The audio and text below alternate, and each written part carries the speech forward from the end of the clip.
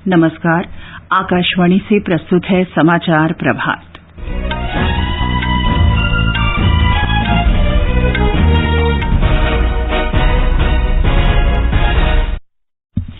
प्रधानमंत्री नरेंद्र मोदी ने भारतीय सेना को भविष्य की बदलती तकनीक के अनुरूप विकसित करने का आह्वान किया। उत्तरी सीमा पर स्थिति से निपटने और कोविड महामारी के दौरान सराहनीय कार्य के लिए सशस्त्र बलों की प्रशंसा की।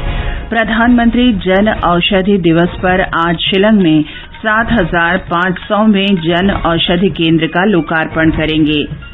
विधानसभा चुनावों के लिए प्रचार अभियान तेज। प्रधानमंत्री आज कोलकाता के ब्रिगेड परेड मैदान में विशाल जनसभा को संबोधित करेंगे। भारतीय जनता पार्टी ने पश्चिम बंगाल विधानसभा चुनावों के लिए 57 उम्मीदवारों की पहली सूची जारी की। कांग्रेस ने पश्चिम बंगाल में पहले 2 चरणों के चुनाव के लिए 13 उम्मीदवारों की सूची जारी की। असम विधानसभा चुनाव के लिए भी 40 उम्मीदवारों की पहली सूची जारी। भारत में 2 करोड़ से अधिक लोगों को कोविड टीका लगाया गया। तिब्बत के आध्यात्मिक गुरु दलाई लामा ने हिमाचल प्रदेश में धर्मशाला में कोविड वैक्सीन की पहली खुराक ली। स्विस ओपन बैडमिंटन टूर्नामेंट के महिला सिंगल्स फाइनल में आज पीवी सिंधु का मुकाबला स्पेन की कैरोलिना मारिन से। भारत ने इंग्लैंड से चौथा और अंतिम क्रिकेट टेस्ट मैच जीतकर विश्व टेस्ट चैंपियनशिप फाइनल के लिए क्वालिफाई किया और बेल्जियम में यूरोपीय हॉकी श्रृंखला के तीसरे मैच में भारत और इंग्लैंड का मुकाबला 1-1 से बराबर।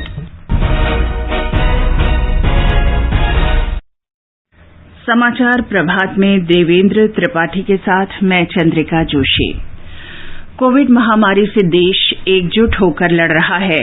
आप भी हमारे साथ सुरक्षा और बचाव के 3 आसान उपायों का संकल्प लें। मास्क पहनें, 2 गज दूरी है जरूरी, हाथ और मुंह साफ रखें। और अब समाचार।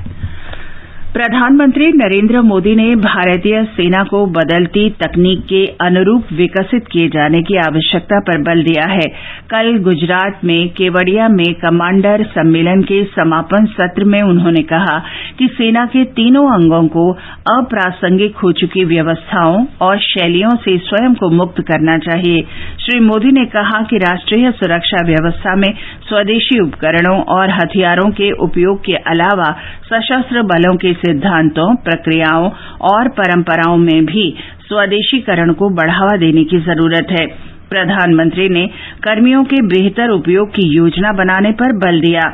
उन्होंने अपने ट्वीट संदेशों में सम्मेलन की तस्वीरें साझा की और कहा कि भारत को रक्षा क्षेत्र में आत्मनिर्भर बनाने की आवश्यकता है।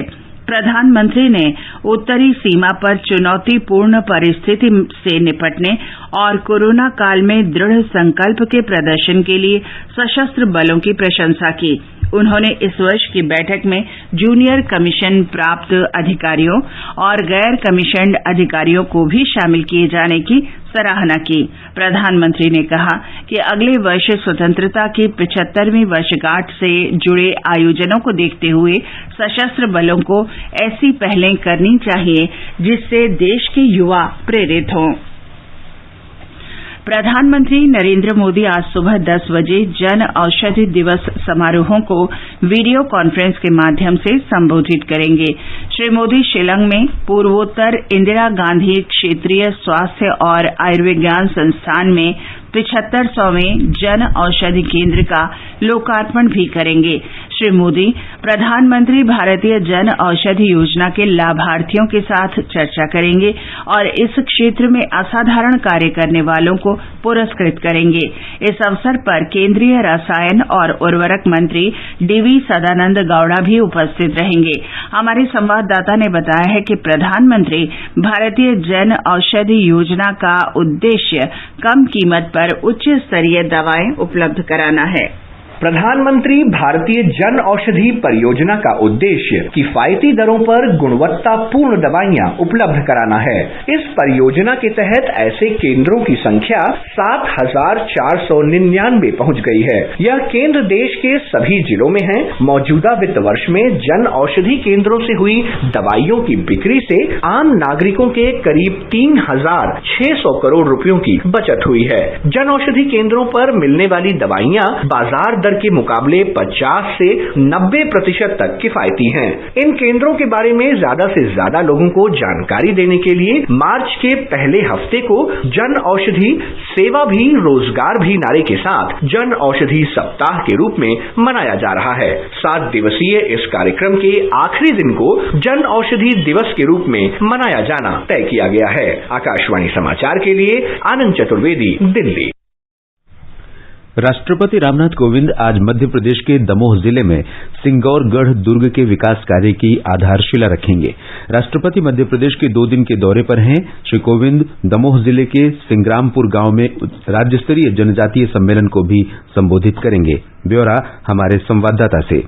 सिंगौरगढ़ का शानदार और ऐतिहासिक किला जबलपुर शहर से लगभग 50 किलोमीटर दूर दमोह जिले में स्थित है। यह महाराजा संग्राम शाह के 52 गढ़ों में से चौथा किला है। केंद्रीय पर्यटन मंत्री प्रहलाद सिंह पटेल ने बताया कि सिंगौरगढ़ किला गोंडवाना की रानी दुर्गावती से खास तौर पर जुड़ा है। पर्यटन मंत्रालय ने किले के विकास के लिए 26 करोड़ रुपए आवंटित किए हैं। सिंगौरगढ़ किला उस समय का सबसे सुरक्षित किला था, क्योंकि यह विशाल दुर्ग एक पहाड़ की चोटी पर बनाया गया था। इसकी कठिन भौगोलिक स्थिति के कारण इस पर हमला करना मुश्किल था। हालांकि अब पूरे पहाड़ पर किले की दीवारों और सुरक्षा चौकियों के खंडर नजर आते हैं। किले के कई वॉच टावर अभी भी मौजूद हैं। इससे पहले राष्ट्रपति अपनी मध्य प्रदेश यात्रा के पहले दिन कल जबलपुर में राज्य न्यायिक अकादमी में डायरेक्टर्स रिट्रीट सहित विभिन्न कार्यक्रमों में शामिल हुए। उन्होंने ग्वारी घाट में नर्मदा आरती में भी हिस्सा लिया। संजीव शर्मा, आकाशवाणी समाचार, सिंग्रामपुर गांव, दमोह। प्रधानमंत्री नरेंद्र मोदी का परीक्षा पे चर्चा कार्यक्रम इस महीने वर्चुअल माध्यम से आयोजित होगा। इस कार्यक्रम की ये चौथी कड़ी होगी। कार्यक्रम में प्रधानमंत्री विद्यार्थियों, शिक्षकों और अभिभावकों से आगामी परीक्षाओं के बारे में व्यापक बातचीत करेंगे। एक रिपोर्ट। परीक्षा पे चर्चा कार्यक्रम के लिए पंजीकरण प्रक्रिया MyGov प्लेटफॉर्म पर जारी है। पंजीकरण 14 मार्च तक कराया जा सकता है। कार्यक्रम में भाग लेने वालों का चयन MyGov प्लेटफॉर्म पर ऑनलाइन प्रतियोगिता से किया जाएगा। कक्षा 9 से 12वीं तक के विद्यार्थियों से परीक्षा के तनाव से निपटने से संबंधित सवाल MyGov पर आमंत्रित किए जाएंगे और चुने हुए प्रश्नों को कार्यक्रम में शामिल किया जाएगा। कार्यक्रम के लिए लगभग 2000 विद्यार्थियों, शिक्षकों और अभिभावकों का चयन होगा। पूरे देश से चुने गए प्रतिभागी अपने राज्य और केंद्र शासित प्रदेश मुख्यालय से ऑनलाइन कार्यक्रम में भाग लेंगे। उन्हें परीक्षा पे चर्चा विशेष किट दी जाएगी। समाचार कक्ष से श्रीराम शर्मा। ये समाचार आकाशवाणी से प्रसारित किए जा रहे हैं। खुजली झटपट दूर करे लोशन। वही नाम वही काम, कुछ भी नहीं बदला। चर्म रोगों का दुश्मन जालिम लोशन। आज तो पार्टी चाहिए। चैंपियन के साथ सेल्फी लेंगे। आइडिया, यही करते हैं पार्टी। Pizza party. ये चल अपना कार्ड और पिन दे। मेरे कार्ड की डिटेल्स मैं खुद ही डालूंगी। RBI कहता है अपना पिन, OTP, CVV या इंटरनेट बैंकिंग पासवर्ड किसी के साथ शेयर ना करें। ऑनलाइन बैंकिंग सिर्फ अपने कंप्यूटर, मोबाइल और सिक्योर नेटवर्क से करें। बाय गर्ल्स, कहाँ जा रही है? सुना नहीं, नो शेयरिंग। RBI कहता है जानकार बनिए, सतर्क रहिए। अधिक जानकारी के लिए 144440 पर मिस्ड कॉल दें। भारतीय रिजर्व बैंक द्वारा जनहित में जारी। भाभी जल्दी छतरी दो, बारिश शुरू हो गई है। अरे झमाझम तो बरसने दो। घनन घनन घेरे घेरे आए मदरागन। भाभी जल्दी करो, बारिश तेज हो रही है। अरे तो मजे लो ना सरिता, टिप टिप बरसा पानी। हद है भाभी, मैं भीग जाऊंगी। फिर भी आप देर कर रही हो छाता लाने में। हाँ, ताकि तुम्हें समझ आए कि देर करना बिल्कुल ठीक नहीं। चाहे बारिश से बचना हो या अपने होने वाले बच्चे की सुरक्षा के लिए अपनी HIV जांच करवाना हो। गर्भावस्था के पहले 3 महीनों के अंदर जल्द से जल्द HIV जांच जरूर कराएं, ताकि शिशु को HIV संक्रमण से बचाया जा सके और माँ और शिशु एक स्वस्थ और लंबी जिंदगी जी सके। सरकारी अस्पताल में HIV की जांच एवं इलाज गुप्त और मुफ्त। समय का मोल, HIV पे कंट्रोल। अधिक जानकारी के लिए नेशनल टोल फ्री हेल्पलाइन 1097 पर संपर्क करें। स्वास्थ्य एवं परिवार कल्याण मंत्रालय, भारत सरकार द्वारा जनहित में जारी। दिखाई देती है समृद्धि की लहर। देश में गांव-गांव, शहर-शहर, सड़क, हाईवेज का फैलता शानदार नेटवर्क, बैंक, सरकारी कामकाज, छोटी बड़ी इंडस्ट्रीज, यहाँ तक कि छोटे बड़े व्यापारियों में भी डिजिटल भारत की कामयाबी के बढ़ते कदम। विश्व स्तरीय शिक्षा, आधुनिकतम स्वास्थ्य, घर घर बिजली पानी और स्वच्छ भारत का संकल्प, अंतरिक्ष में सफलता के 23 कदम और सीमाओं के लिए आधुनिकतम सुरक्षा उपकरण। कोरोना महामारी में जूझते हुए भी आर्थिक क्षेत्र में हर ओर तरक्की के रंग, समाज के हर वर्ग को खुशहाल बनाने की ढेरों योजनाएं और पहल, और इस समृद्धि को पोषित करता है आपका आर्थिक योगदान यानी अग्रिम आयकर। अपने अग्रिम आयकर की चौथी किस्त 15 मार्च तक जमा करें। यदि TDS या TCS के बाद आपकी टैक्स लायबिलिटी 10,000 या उससे ज्यादा है तो अग्रिम आयकर जमा करना अनिवार्य है। राष्ट्र की प्रगति और समृद्धि में अपना योगदान दे प्रत्येक आयकरदाता एक राष्ट्र निर्माता। समाचार प्रभात में आपका फिर स्वागत है। पश्चिम बंगाल, असम, तमिलनाडु, केरल और पुदुचेरी में विधानसभा चुनाव के लिए प्रचार तेज हो रहा है। प्रधानमंत्री नरेंद्र मोदी आज दोपहर बाद 2 बजे कोलकाता में ब्रिगेड परेड मैदान में विशाल जनसभा को संबोधित करेंगे। भारतीय जनता पार्टी के अनुसार श्री मोदी की इस रैली के साथ ही परिवर्तन यात्रा का समापन हो जाएगा, जिसकी शुरुआत भाजपा ने फरवरी में की थी। पश्चिम बंगाल के प्रदेश भाजपा अध्यक्ष दिलीप घोष ने कहा कि चुनाव अधिसूचना जारी होने के बाद पश्चिम बंगाल में प्रधानमंत्री की ये पहली जनसभा है और इससे प्रचार अभियान में तेजी आएगी। इस रैली में राज्य भर से पार्टी कार्यकर्ताओं के शामिल होने की संभावना है। प्रधानमंत्री पश्चिम बंगाल विधानसभा चुनाव के दौरान 20 से अधिक सभाओं को संबोधित करेंगे। राज्य में विधानसभा चुनाव 8 चरणों में होंगे। पहले चरण 30 सीटों के लिए 27 मार्च को मतदान होगा। तृणमूल कांग्रेस नेता और पश्चिम बंगाल की मुख्यमंत्री ममता बनर्जी आज सिलीगुड़ी में जनसभा में हिस्सा लेंगी। संयुक्त मोर्चा के सहयोगी दलों कांग्रेस, वामदल और इंडियन सेक्युलर फ्रंट ने कल कोलकाता में पहला संयुक्त कार्यक्रम किया। इसमें CPIM के वरिष्ठ नेता विमान बसु और कांग्रेस के अब्दुल मन्नान ने हिस्सा लिया। घर घर जाकर प्रचार करने में भी तेजी आने की संभावना है, क्योंकि अधिकतर दलों ने पहले 2 चरणों के लिए अपने उम्मीदवार घोषित कर दिए हैं। भारतीय जनता पार्टी ने पश्चिम बंगाल विधानसभा चुनाव के लिए 57 उम्मीदवारों की पहली सूची जारी कर दी है। पार्टी ने नंदीग्राम में मुख्यमंत्री ममता बनर्जी से मुकाबले के लिए शुभेंदु अधिकारी को मैदान में उतारा है। श्री अधिकारी ममता बनर्जी के करीबी सहयोगी रहे हैं और वे कुछ ही महीने पहले भाजपा में शामिल हुए हैं। पार्टी ने पूर्व क्रिकेट खिलाड़ी अशोक डिंडा को मोयना से और भारतीय पुलिस सेवा की पूर्व अधिकारी भारती घोष को देबरा सीट से टिकट दिया है। भाजपा ने सुदीप मुखर्जी को पुरुलिया से, तपन भुइया को खड़गपुर से और शमिता दास को मेदिनीपुर निर्वाचन क्षेत्र से उम्मीदवार बनाया है। कांग्रेस ने भी पश्चिम बंगाल के लिए 13 उम्मीदवारों की पहली सूची जारी की है। पार्टी ने समीर राय को खड़गपुर सदर से, पार्थ प्रतिम बनर्जी को पुरुलिया से और राधा रानी बनर्जी को बांकुरा सीट से प्रत्याशी बनाया है। कांग्रेस ने असम विधानसभा चुनाव के लिए भी 40 प्रत्याशियों की पहली सूची जारी की है। पार्टी के प्रदेश अध्यक्ष रिपुन बोरा को गोहपुर से, शुभमित्र गोगोई को शिवसागर से, देवव्रत सैकिया को नजीरा से, डॉक्टर अनुज कुमार को तेजपुर से, डॉक्टर जयप्रकाश को लखीमपुर से और राणा गोस्वामी को जोरहट से उम्मीदवार बनाया गया है। तृणमूल कांग्रेस के पूर्व सांसद दिनेश त्रिवेदी कल भारतीय जनता पार्टी में शामिल हो गए। भाजपा अध्यक्ष जगत प्रकाश नड्डा की उपस्थिति में नई दिल्ली में श्री त्रिवेदी को पार्टी में शामिल किया गया। श्री त्रिवेदी ने तृणमूल कांग्रेस का नाम लिए बिना कहा कि उस पार्टी में लोग पश्चिम बंगाल की जनता की बजाय एक परिवार की सेवा कर रहे हैं। उन्होंने आरोप लगाया कि तृणमूल कांग्रेस के शासन में राज्य में भ्रष्टाचार और हिंसा व्याप्त है। तमिलनाडु में राजनीतिक दल विधानसभा चुनाव के लिए सीट बंटवारे पर गंभीर बातचीत कर रहे हैं और अपने अपने निर्वाचन क्षेत्रों पर अंतिम फैसला कर रहे हैं। डीएमके ने एमडीएमके पार्टी के साथ एक समझौते पर हस्ताक्षर किया है और विधानसभा चुनाव में उसे 6 सीटें आवंटित की हैं। राज्य में चुनाव के लिए नामांकन भरने का काम 12 मार्च से शुरू हो रहा है। इस बीच सत्तारूढ़ ऑल इंडिया अन्ना डीएमके पार्टी ने भारतीय जनता पार्टी को 20 सीटें आवंटित की हैं। कन्याकुमारी संसदीय सीट भी भाजपा को दी गई है। गठबंधन के अन्य प्रमुख दल पीएमके को पहले ही 23 सीट दी जा चुकी हैं। डीएमके और अन्य दलों के गठबंधन में कांग्रेस के लिए सीटों के बारे में अभी कोई फैसला नहीं किया गया है। भारतीय कम्युनिस्ट पार्टी और वीसीके को 6 सीटें आवंटित की गई हैं।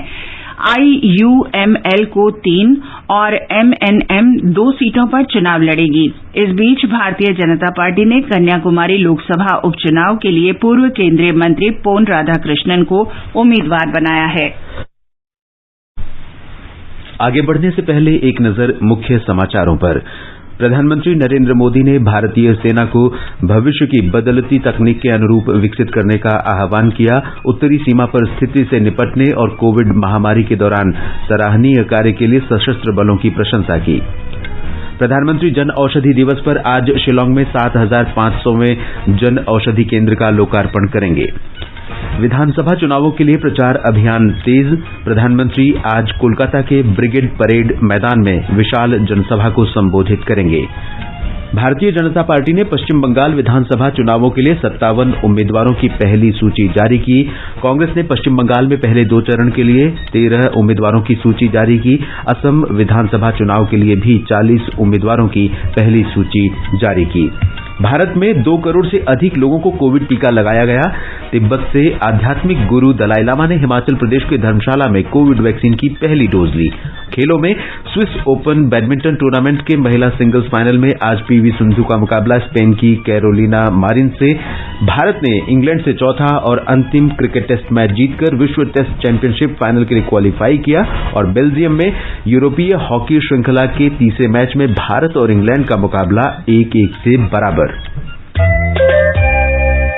चलो मिलकर एक शुरुआत करें, चलो एक फैसला आज करें, मास्क नहीं तो टोकेंगे, कोरोना को रोकेंगे, चलो एक इरादा करते हैं, चलो खुद से वादा करते हैं, मास्क नहीं तो टोकेंगे, कोरोना को रोकेंगे। ये आकाशवाणी है। देश में अब तक कोरोना के 2,06,62,073 टीके लगाए जा चुके हैं। इनमें 69,72,859 स्वास्थ्य कार्यकर्ता शामिल हैं, जिन्हें वैक्सीन की पहली खुराक दी गई है। 35,22,671 स्वास्थ्य कर्मियों को दूसरी डोज भी दी जा चुकी है। अग्रणी कार्यकर्ताओं में 65,02,869 को पहली खुराक, जबकि 1,97,000 से ज्यादा को दूसरी खुराक मिल चुकी है। इनमें 60 वर्ष से अधिक उम्र के 4,60,782 लाभार्थी और अन्य रोगों से ग्रस्त 45 वर्ष से अधिक उम्र के 30 लाख से ज्यादा लाभार्थी शामिल हैं।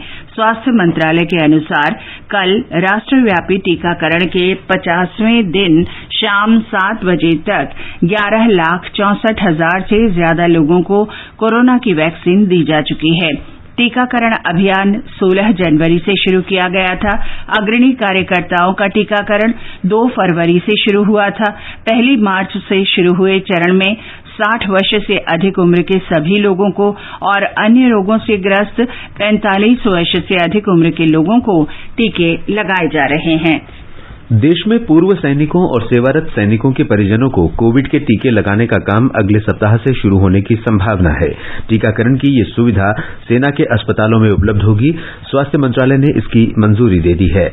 सेना के सूत्रों ने बताया कि टीकाकरण से पहले चिकित्सा सुविधा केंद्रों का कोविन प्लेटफॉर्म पर पंजीकरण किया जाएगा। इस बारे में आवश्यक दिशा निर्देश 1-2 दिन में जारी किए जाएंगे।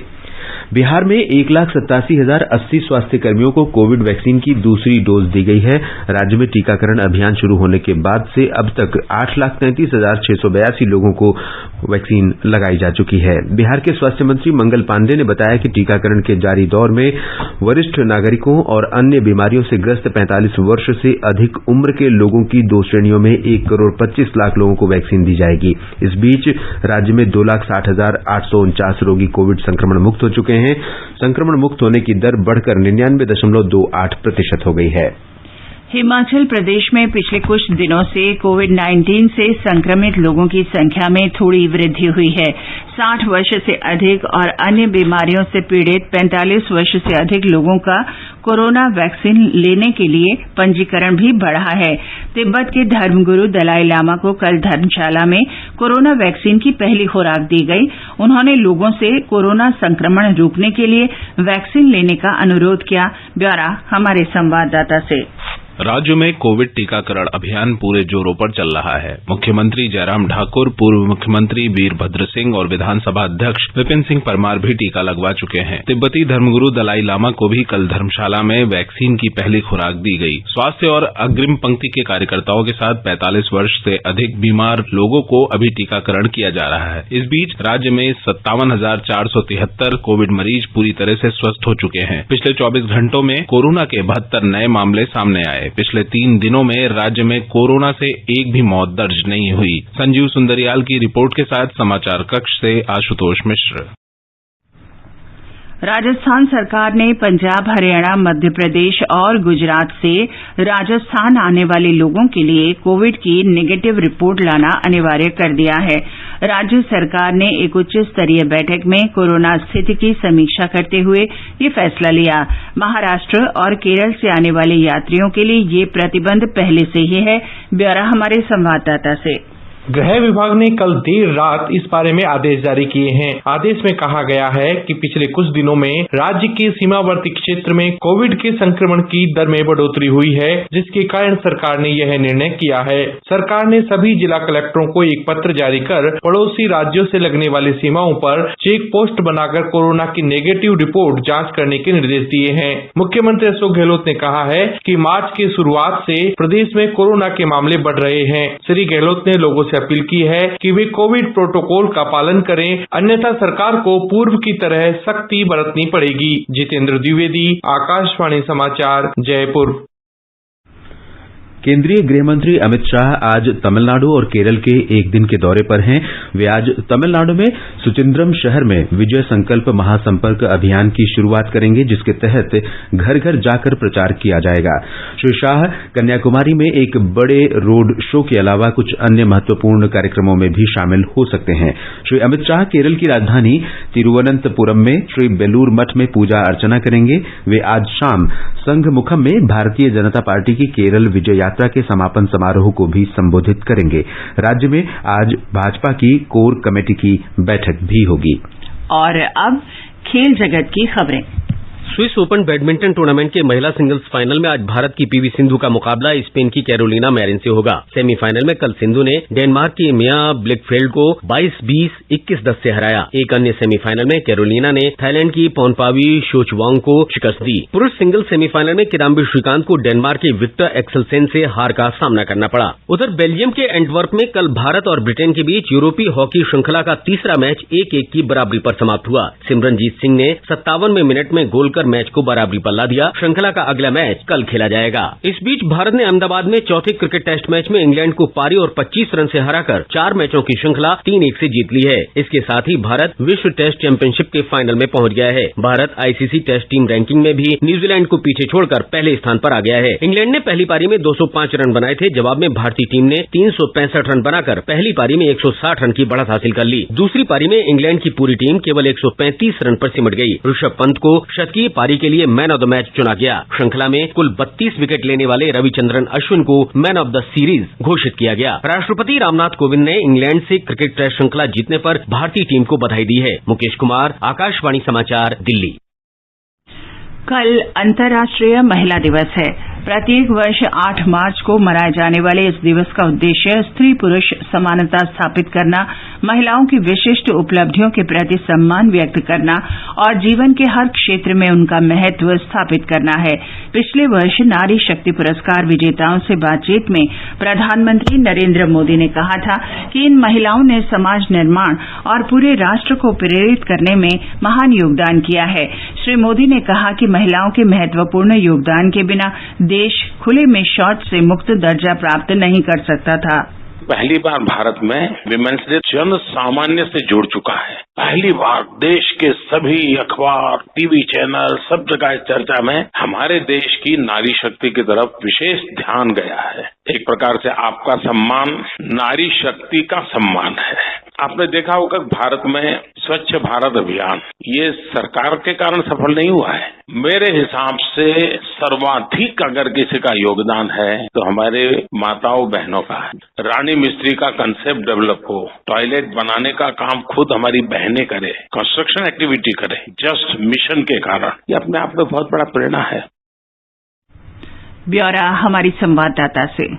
महिलाओं ने कई अवसरों पर अपनी प्रतिभा के जरिए देश का मान बढ़ाया है और हर क्षेत्र में अपने योग्यता को साबित भी किया है। महिला सशक्तिकरण केंद्र सरकार की प्राथमिकताओं में से एक है और उनके बेहतर शिक्षा, स्वास्थ्य और उनके प्रति संवेदनशीलता को बढ़ाने के लिए कई योजनाएं चला रही है। महिला शक्ति केंद्र योजना का उद्देश्य विभिन्न स्तरों पर महिलाओं से जुड़े समस्याओं के समाधान के लिए तकनीकी सहायता प्रदान करना है। वहीं बेटी बचाओ बेटी पढ़ाओ योजना का उद्देश्य बालिका लिंगानुपात में वृद्धि करना है, साथ ही बालिकाओं की सुरक्षा, शिक्षा और उनकी भागीदारी सुनिश्चित करना है। आकाशवाणी समाचार के लिए दिल्ली से सुपर्णा सैकिया। अंतर्राष्ट्रीय महिला दिवस के उपलक्ष्य में आज हम जनजातीय महिलाओं की सफलता की कहानी से आपको अवगत करा रहे हैं। छत्तीसगढ़ के कबीरधाम की जनजातीय महिलाओं ने आकाशवाणी से बातचीत में जय मां दुर्गा स्वसहायता समूह की विद्या श्रीनिवास ने बताया कि उनके संगठन ने ग्रामीण बैंक से बहुत ही कम ब्याज पर 1 लाख रुपए का ऋण लिया और कृषि व्यवसाय में उसे लगाया। ऋण चुकाने के बाद समूह को 10,000 रुपए की आय हुई। ग्रामीण बैंक से हमें 7% में लोन मिलता है। उस पैसे से हम खेती बाड़ी करते हैं। 1 लाख रुपए लिए थे और उसमें से सभी 10 सदस्य हैं। उस 10 सदस्य 10,000 रुपया बांट लिया गया था और उसी से अपना खेती बाड़ी किया था और खेती बाड़ी करते हुए उसके पैसा हम वापस कर दिए और उसमें हमको 10,000 रुपए तक का मुनाफा मिला। महिलाएं कह रही हैं कि जब इतना कम ब्याज में हमको पैसा मिल रहा है तो हम इस समूह को क्यों बंद करें, हम इसे आगे बढ़ाना चाहते हैं। समूह बनाने का हमें बहुत बढ़िया फायदा मिला है। स्वयं के अपनी खेती बाड़ी के लिए हमें दूसरे के पास नहीं जाना पड़ा। लखनऊ में 2 दिन के गुड़ महोत्सव का आज दूसरा और अंतिम दिन है। मुख्यमंत्री योगी आदित्यनाथ ने कल इसका उद्घाटन करते हुए कहा कि इस महोत्सव के आयोजन का उद्देश्य किसानों को उनके उत्पाद के लिए अधिकतम लाभ उपलब्ध कराना है। ये समाचार हमारी वेबसाइट newsonair.com/hindi पर भी उपलब्ध हैं। सुनिए, जल्दी गैस बंद कीजिए। कुकर में सीटी आ गई है, उतार लीजिए। अरे रुको, आराम से उतारेंगे। हमारे हाथों के जादू पे कुकर भी तो सीटियां मारे। जल्दी उतारोगे तभी दाल बनेगी, वरना हलवा बन जाएगा। यही बात HIV पॉजिटिव माँ के बच्चे की HIV से सुरक्षा के लिए भी लागू है। मतलब समय पे जांच और दवा दी जाए तो HIV पॉजिटिव माँ का बच्चा भी HIV मुक्त हो सकता है। क्या सचमुच? बिल्कुल। माँ यदि HIV पॉजिटिव है तो बच्चे का जन्म अस्पताल में, जन्म से ही HIV सुरक्षा सेवाओं की मांग और 6 हफ्ते से 2 महीने के बीच में बच्चे की पहली HIV जांच सुनिश्चित करना बेहद जरूरी है। सरकारी अस्पताल में HIV की जांच एवं इलाज गुप्त और मुफ्त। समय का मोल HIV पे कंट्रोल। अधिक जानकारी के लिए नेशनल टोल फ्री हेल्पलाइन 1097 पर संपर्क करें। स्वास्थ्य एवं परिवार कल्याण मंत्रालय, भारत सरकार द्वारा जनहित में जारी। और अब देवेंद्र बताएं कि आज के समाचार पत्रों में क्या विशेष है। जी चंद्रिका, आज अधिकांश अखबारों ने क्रिकेट टीम की रोमांचक जीत को अलग अलग शीर्षकों से पहले पन्ने पर चित्र के साथ दिया है। अक्षर अश्विन की फिरकी में फंसा इंग्लैंड, पारी और 25 रन से दी करारी हार, लिखता है दैनिक ट्रिब्यून। अमर उजाला कहता है सीरीज पर किया कब्जा। हरिभूमि ने पहली सुर्खी में राष्ट्रपति कोविंद के भारतीय न्यायिक अकादमी के सम्मेलन में दिए गए सुझावों को विस्तार से दिया है। पत्र लिखता है माननीय राष्ट्रपति ने कहा सभी हाईकोर्ट अहम फैसलों का स्थानीय भाषाओं में अनुवाद कराएं। देश में कोरोना टीकाकरण अभियान में तेजी की भी अखबारों ने चर्चा की है। पश्चिम बंगाल में आगामी चुनावों की सरगर्मियों पर भी अखबारों की नजर है। जनसत्ता ने किसानों के दिल्ली हरियाणा सीमा पर कल राजमार्ग बाधित करने की खबर दी है। और अंत में मुख्य समाचार एक बार फिर। प्रधानमंत्री नरेंद्र मोदी ने भारतीय सेना को भविष्य की बदलती तकनीक के अनुरूप विकसित करने का आह्वान किया। उत्तरी सीमा पर स्थिति से निपटने और कोविड महामारी के दौरान सराहनीय कार्य के लिए सशस्त्र बलों की प्रशंसा की। प्रधानमंत्री जन औषधि दिवस पर आज शिलंग में 7,500वें जन औषधि केंद्र का लोकार्पण करेंगे। विधानसभा चुनावों के लिए प्रचार अभियान तेज। प्रधानमंत्री आज कोलकाता के ब्रिगेड परेड मैदान में विशाल जनसभा को संबोधित करेंगे। भारतीय जनता पार्टी ने पश्चिम बंगाल विधानसभा चुनावों के लिए 57 उम्मीदवारों की पहली सूची जारी की। कांग्रेस ने पश्चिम बंगाल में पहले 2 चरणों के चुनाव के लिए 13 उम्मीदवारों की सूची जारी की। असम विधानसभा चुनाव के लिए भी 40 उम्मीदवारों की पहली सूची जारी। भारत में 2 करोड़ से अधिक लोगों को कोविड टीका लगाया गया। तिब्बत के आध्यात्मिक गुरु दलाई लामा ने हिमाचल प्रदेश के धर्मशाला में कोविड वैक्सीन की पहली डोज ली। भारत ने इंग्लैंड से चौथा और अंतिम क्रिकेट टेस्ट मैच जीतकर विश्व टेस्ट चैंपियनशिप फाइनल के लिए क्वालीफाई किया। इसके साथ ही समाचार प्रभात का ये अंक समाप्त हुआ। नमस्कार।